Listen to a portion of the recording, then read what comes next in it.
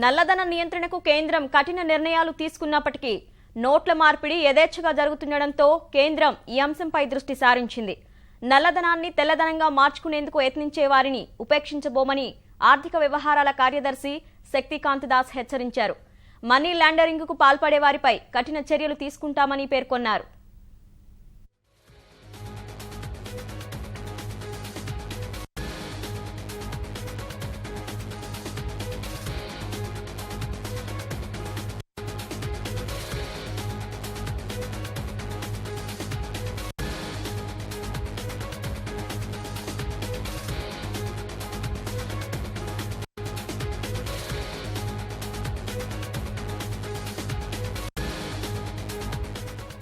నల్లధన నియంత్రణకు కేంద్రం కఠిన నిర్ణయాలు తీసుకున్నప్పటికీ నోట్ల మార్పిడి యథేచ్ఛగా జరుగుతుండటంతో కేంద్రం ఈ అంశంపై దృష్టి సారించింది.